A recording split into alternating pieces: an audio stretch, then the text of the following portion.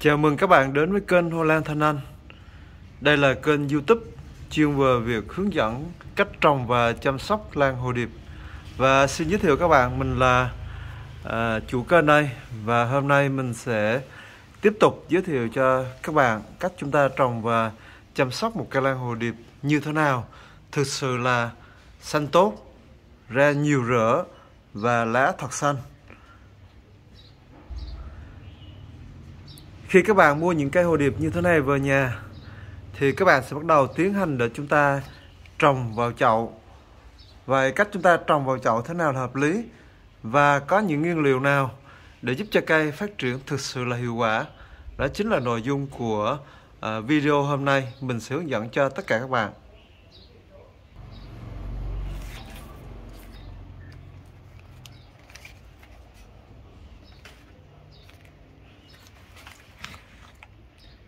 Đây là một cây lan hồ điệp, nó rất là đẹp.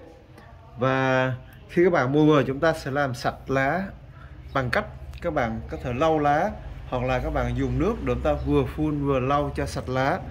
Sau đó chúng ta sẽ cắt bỏ cái vỏ nhựa. Và khi cắt, các bạn chú ý đừng làm cho những chiếc rễ của nó sẽ bị gãy, bởi vì những chiếc rễ này nó sẽ tiếp tục phát triển.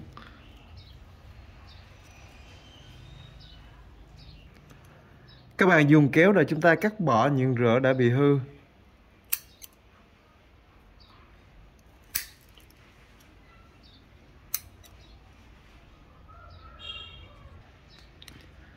Các bạn hãy chuẩn bị cho mình một cái chậu nang thưa. Hãy dùng dây để buộc. Công dụng của chậu nang thưa là nó sẽ cực kỳ thông thoáng, và cây lan hồ điệp của các bạn sau này sẽ phát triển rễ và bò ra quấn quanh cái chậu này thì nó sẽ cực kỳ đẹp luôn.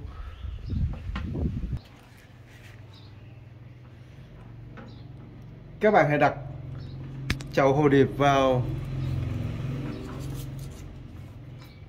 chậu nhựa, và các bạn thấy chậu nhựa này nó sẽ cực kỳ đẹp, đúng chưa các bạn? Nó chắc chắn sẽ trở thành một tác phẩm nghệ thuật. Và sau đó các bạn hãy dùng giá thở là than. Công dụng của than, nó là một trong những giá thở giúp cho cây lan hồ điệp có thể phát triển cực kỳ nhanh. Và để có thể sử dụng than thì các bạn hãy ngâm nước và cho ít vôi vào để chúng ta sát khuẩn. Và chắc chắn than khi đã ngâm nước rồi, nó sẽ giúp cho cây hồ điệp có thể giữ được ẩm và chúng ta tưới nước sẽ dễ dàng hơn. Các bạn hãy cho than vào xung quanh của chậu nhựa.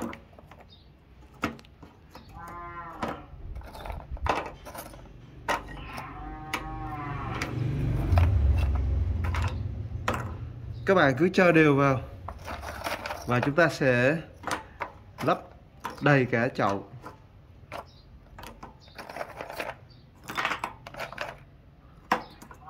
Công việc này quá đơn giản, đúng chưa các bạn? Ai cũng có thể làm được.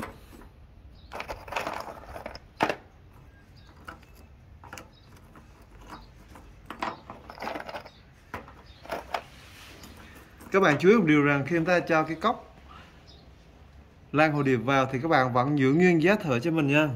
Đây là một cốc lan hồ điệp đã giữ nguyên giá thở, tức là chúng ta không lột bỏ bất kỳ một chút giớn nào. Vì sao như vậy các bạn?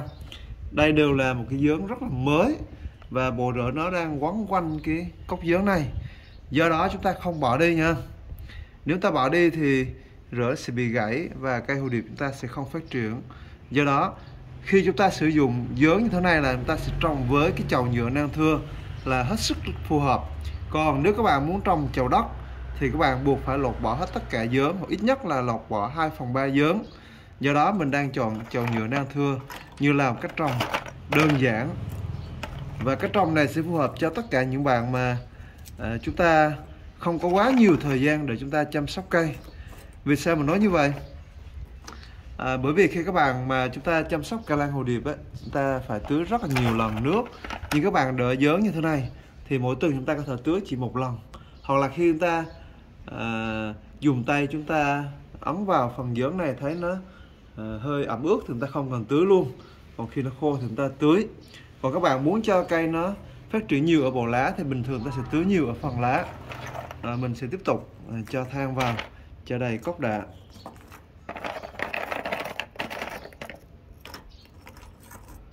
Rồi chúng ta sẽ tiếp tục bỏ than vào ở phía sau. Rồi các bạn chú ý là chúng ta sẽ bỏ những cái rời gió ra bên ngoài nha các bạn. Chúng ta không đặt vào trong đâu, bỏ ra bên ngoài thì sau này rời gió nó phát triển cũng rất là đẹp.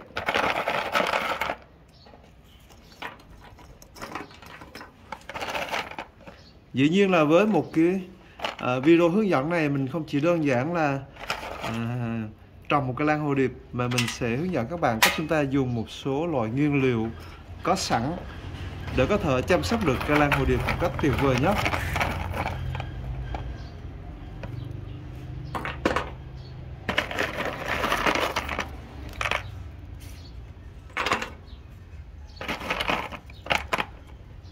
Chậu này nó khá tốn than nha các bạn.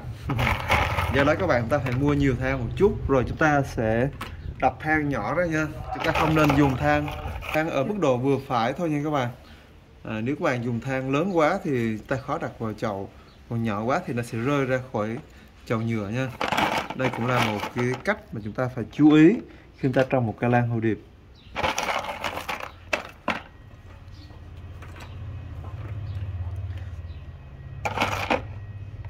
Như vậy là mình đã dùng than để lấp đầy cái chậu lan hồ điệp này. Cái việc dùng than chúng ta lấp đầy thì nó sẽ có hai ý nghĩa.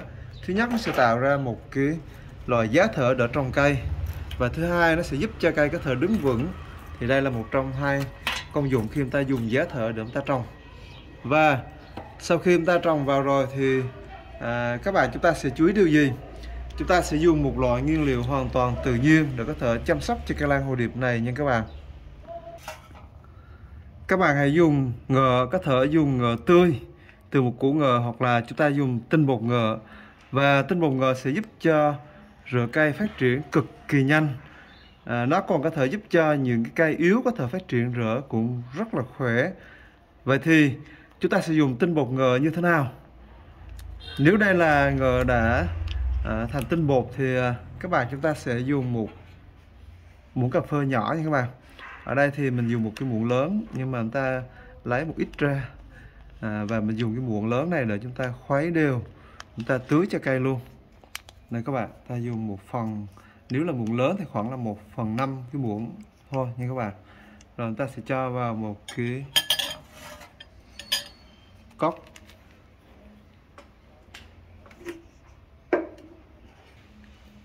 Các bạn sẽ cho nước vào và chúng ta sẽ khuấy đều lên nha các bạn. Có hai cách. Các bạn có thể cho nước nóng thì chúng ta sẽ có một cái lượng tinh bột nó đậm hơn, một cái lượng màu sắc đậm hơn. Tuy nhiên các bạn nên dùng nước lạnh, vì cách này thì chúng ta sẽ giữ lại được rất nhiều dưỡng chất có trong ngợ để có thể tưới cho cây hoa lan.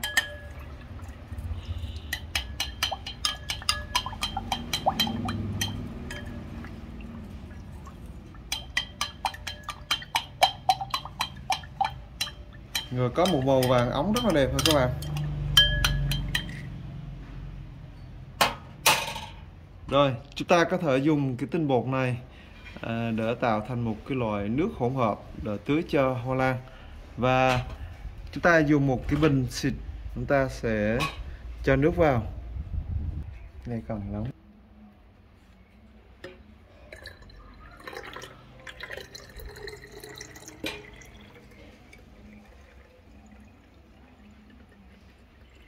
Rồi các bạn có thể chừa lại ở phần cặn.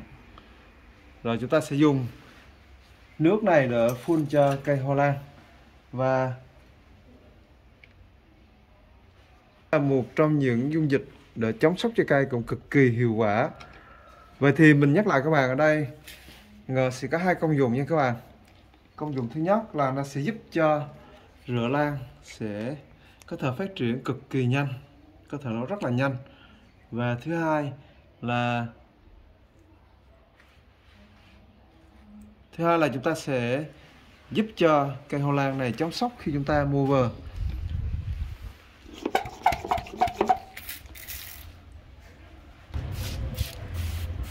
Các bạn hãy tưới vào cả phần lá như các bạn. Nó sẽ có tác dụng là nó giúp cho lá thực sự là phần lá, tưới cả phần lá và phần giá thở luôn cho mình. Chúng ta biết rằng cây lan hồ điệp nó có thể phát triển rễ gió từ thân, do đó việc chúng ta tưới ở cả phần lá nó rất là quan trọng nha các bạn. Không chỉ là phát triển rễ ở phần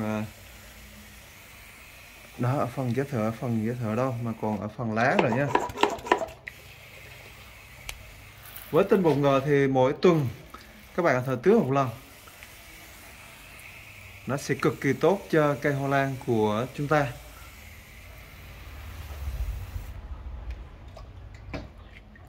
Wow, như vậy là chúng ta đã hoàn thành một công đoạn cực kỳ quan trọng.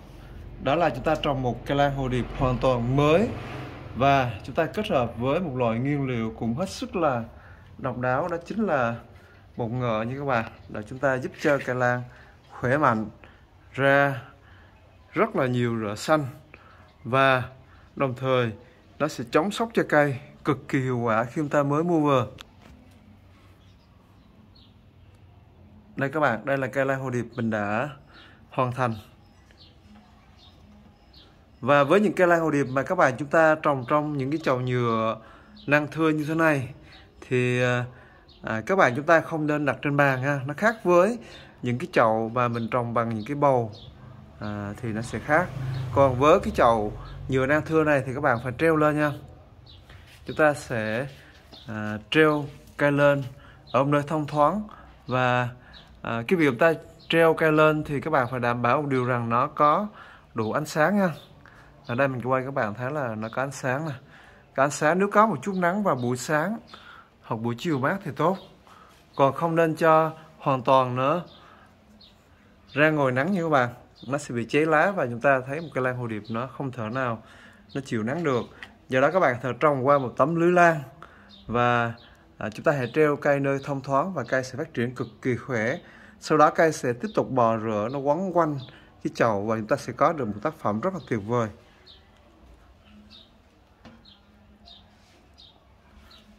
Như vậy có rất nhiều cách chăm sóc một cây lan hồ điệp, và trong mỗi video mình sẽ giới thiệu cho các bạn một cách. Và dĩ nhiên đây là những cách nó rất hiệu quả chứ không phải là những cách từ bìa ra nha các bạn. Và như mình đã từng giới thiệu, trồng lan hồ điệp nó là một trong những thú vui, và cái việc chúng ta có thể sử dụng những nguyên liệu hoàn toàn tự nhiên để chăm sóc cho cây lan hồ điệp thì chắc chắn nó sẽ đem lại chúng ta rất là nhiều điều thú vị. Và ở đây chúng ta biết rồi, chúng ta sẽ dùng ngợ để mà chăm sóc cho cây. Thì chắc ngợ đối với con người thì rất nhiều công dụng đúng không? Đặc biệt là chữa viêm loét dạ dày. Nhưng đối với cây trồng thì nó lại có một tác dụng cũng cực kỳ hiệu quả, đó là giúp cho cây phát triển rễ và chống sốc cho cây. Và khi các bạn mua những cái cây lan hồ điệp từ Hoa Lan Thanh Anh thì các bạn hãy sử dụng phương pháp này như là một cách để chúng ta chăm sóc một cây lan hồ điệp thực sự hiệu quả